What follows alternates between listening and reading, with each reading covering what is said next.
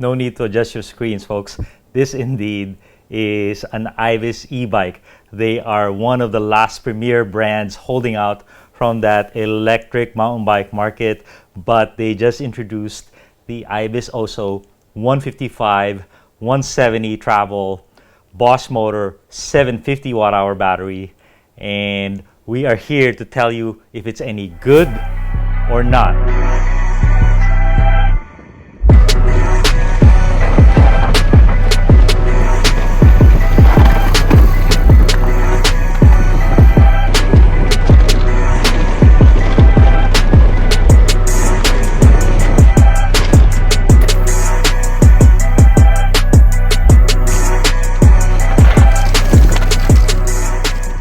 I've been riding this bike every day for the last week, everywhere I know how, and it's really made me smile. It's challenged me. Good. If you're new here, this is E-MTB Review. I'm Francis, formerly of Emtbr fame. I'm still a contributor there, but I said, let me focus on this category so I could really get hungry and really cover this exciting area of electric mountain bikes. And talk about exciting, this is the epitome right here, because they are new entry, one of the most respected brands in the market. So let's cover the basics. It's gonna be $11,000, maybe $1 less than $11,000. Get it under that price point, and it is 155 travel on the rear, 170 in the front. This is convertible to 170 on the rear.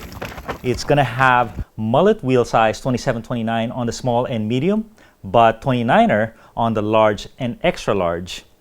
It's going to have that Bosch motor, the latest Bosch motor with 85 newton-meters of torque, 750 watt-hour battery, and a full complement of displays and controls, the latest from Bosch. So the most striking thing about the bike is the mono swing arm, right? When I first saw it, like, oh, did they go to the Mountain Cycle San Andreas, the orange bike and Marin Wolf Ridge that was not easy on the ice? So give me your first impressions. What's your gut reaction? Are you like, oh yeah, they pulled it off, or no chance of buying that because of that swing arm?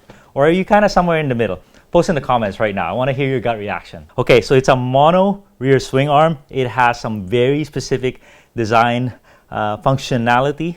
There's a reason why they picked that. The other reason is they wanted to be different from any other e-bike out there. They wanted to be different from the other Ibis bikes. So Roxy Lowe, their head designer, co-owner of Ibis, really went all in on this. And she was excited. It's the first brand new ground up project for her in a long time. And designers love that.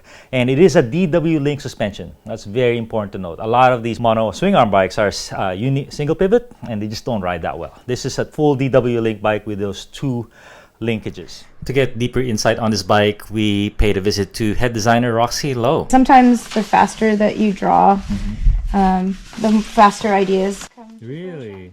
That's how I like, because I think that's the thing about gestures and like arcs and shapes. They're very emotional driven. So I usually kind of have this part of the process so that I can just get out some lines, because we want to be unique and different, right? So if you keep looking at the same thing, you're just going to sear that into your head. The reason why we ended up doing it was because it was just gesturally really interesting looking, and we could do it in a secret way that's amazing, and I can't talk to you about it, but it works. And so we were kind of scratching our heads like, what makes a bicycle look like a bicycle versus like another type of transportation device, and we thought that this was kind of an interesting way to kind of differentiate our model and the way that we wanted to approach the e-bike.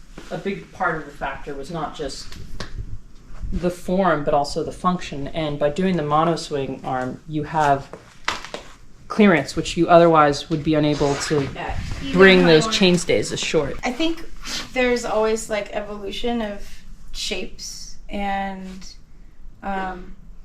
we try to stick with like making sure that we can fit like a water bottle or some type of area where you can stash stuff, or but the main goal is to make the bike look like it's gonna ride fast and hard and fun. Right. And so I don't want to compromise that by thinking like oh, we have to stick to this gesture, we have Right. to stick to that. So now let's go to the geometry, the all-important geometry equation. And the weight too. The weight's about 53 pounds. So let's just get out of the way. It's a full-powered e-bike. Full fat, they call it. And at 53, it is fat. It has a 70-degree seat angle on the medium, 64 head angle. And then it has a 460 reach on the medium, which is very long. The chainstay length is 439. Crazy good, crazy short. Like I said, mullet wheel size on the smaller wheel sizes, and 29er on the large and extra large. They have a completely separate swing arm for on the large and extra large to adjust for. They make the chainstay length longer, and they also adjust the height. So the height is identical between medium and large. The other thing they did is they make the seat angle different. 77 for a medium, 78 for a large, 79 for an extra large. That's really innovative. You don't want that rider that long with the long legs hanging all the way out here. So they push them forward to keep the rider position the same, the riding experience the same. And that's very important to them. So let's talk about the suspension. So you could tell that the shock mounting is insane. It is just crazy. They just scalloped the seat tube, and the wonders of carbon fiber, right? And so just to fit that shock in, I think a lot of the Fox shocks fit in air and coil. They had a hard time really making this thing coil compatible. So you could put a coil with 155 travel or a coil with 170 rear travel. And I have photos of that bike. The linkages are incredible. So we have two links here, one here. So it's not a single pivot, obviously DW link. And this is a massive bearing because this is the most load bearing of this design. On the bottom, they don't have a lot of rotation, just like this, and they put some bushings in there because bearings get pitted and they get rough after. They don't have the longevity, believe it or not, of a bushing on a really small travel pivot. Other thing they achieved, or they wanted to achieve with this design, is stiffness. So a lot of bikes, you go like this, you can see the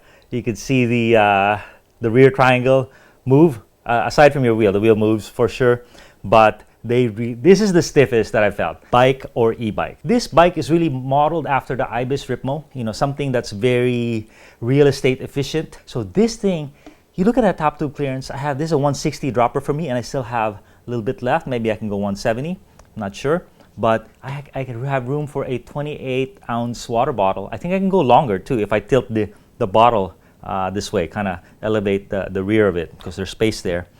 They have huge tire clearance, there's no bridges on this chainstay. A lot of cues on this design. Let's talk about the design a little bit. There's the pivot to it. There's a lot of flow happening on this bike that really made the design make sense. So there's the industrial design. I'll show you a lot of photos. The battery door, amazing. The battery, by the way, no lock, one Allen bolt, and then there's a through axle bolt in there to keep that thing stable. And then all these lines, the cable entry, they're kind of integral to the design as well. So pretty amazing. So what did they do to the bike to make it handle well? I think before I talk about the cool stuff like integrated lights and display, let's talk about the handling of this bike. They wanted to support this bike, a lot of travel, 155, but they wanted to support it so the rider feels elevated, doesn't feel like he's on a monster truck. The pivot, the mullet wheel size is a part of that, makes the rear agile, and how stiff this is and how short is key to how this bike rides. But the other thing is this shock is very adjustable, a lot of damping, low speed and high speed, and it really supports this bike while still being plush. The front fork, I'm not super jazzed about. It's just a grip one damper. It's not the grip. Very, very plush.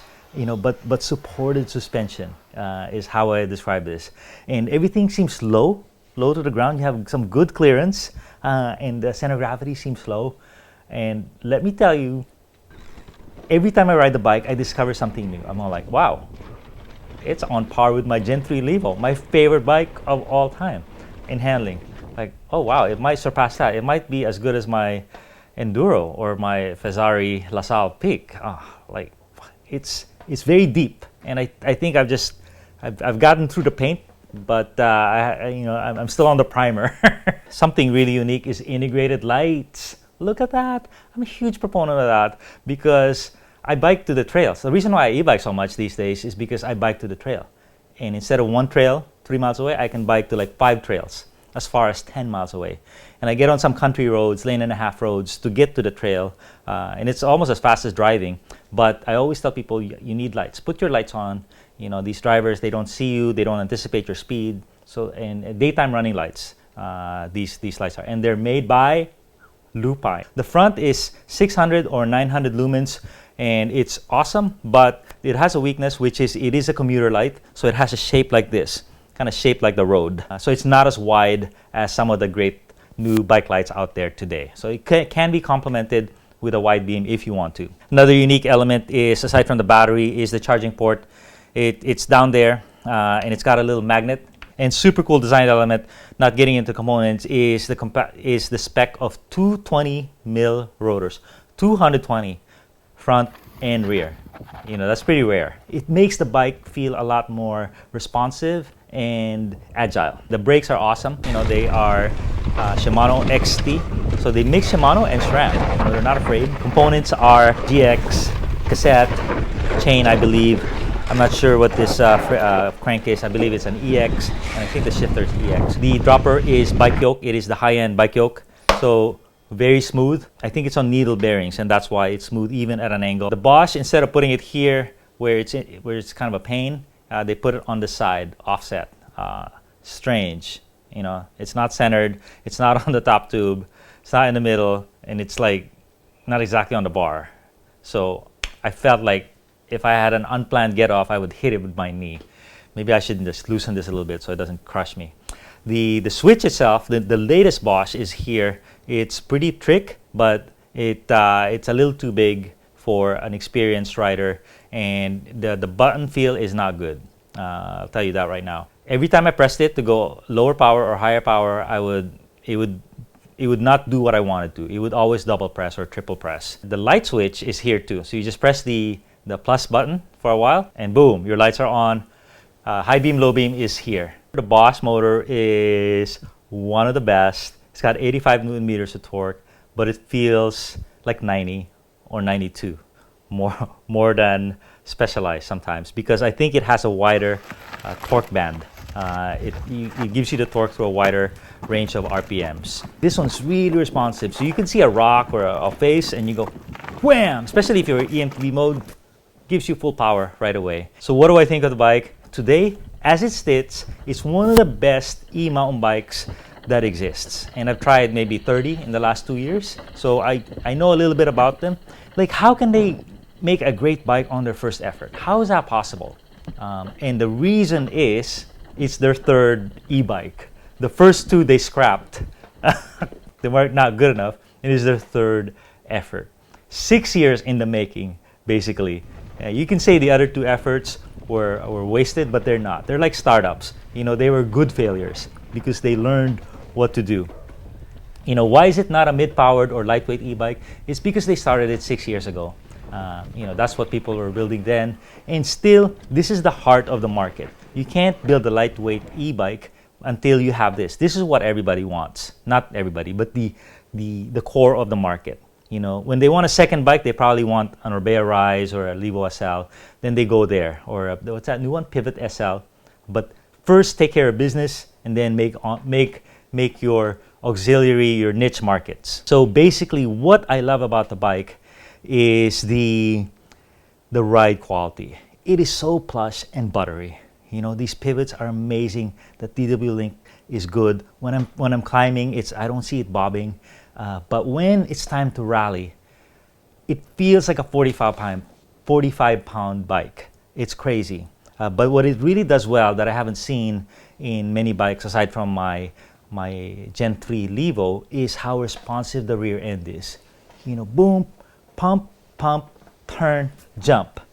This thing, you know, I've seen things that I've only experienced in my 32-pound enduro or Fezzari.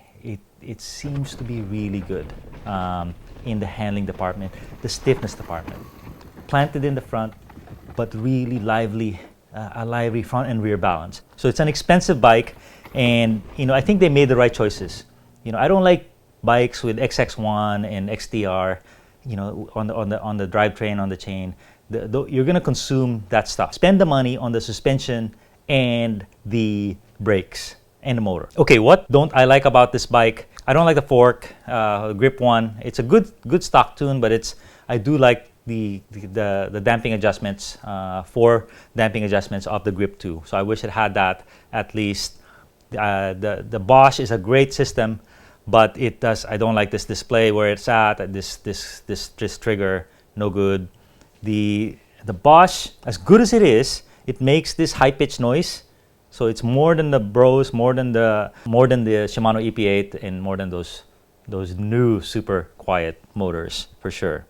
Another weakness is the rear tire spec is a Maxxis Dissector, a good tire, but it's not up to par with the capabilities of this bike. Another con is there are quite a few cables by the handlebar.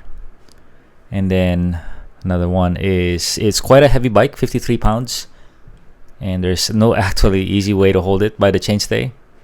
And finally, it's a lot of money, $11,000, and there's only one price point. What I want to leave you with is it really broke 2 of my notions. This is a top 3 e-bike from a manufacturer who's never produced e-bikes before. It's a miracle what they've pulled off. And that's because it's their version 3, and they've been working on it 6 years. But they do protect their brand. They don't release any product until it's due.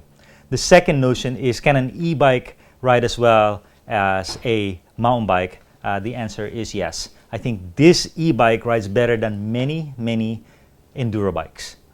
The rear is so stiff, and it's just so well sorted. It rides that good, and they're gonna close the gap even more, I think. If they had a 40-pound version of this bike, I'm like, oh dang, it would be crazy. Hopefully you've learned a little bit something about this bike today. Before we go, I'd love to ask you a couple questions. First is, what do you think of the bike? Good, bad, indifferent? And second, notice there's a new Ibis logo, right? What do you think? Do you like it, or are you really hooked on the old one? Let us know in the comments. Let's have a little discussion.